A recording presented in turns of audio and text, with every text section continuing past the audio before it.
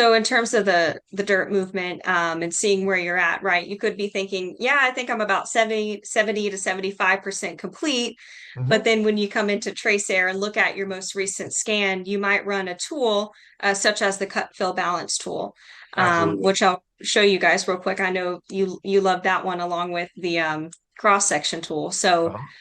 the thing about TraceAir, right, when Dan has his projects flown, we're also taking into consideration his CAD file, so his design grade. So this is really key, right? Photos certainly tell a story.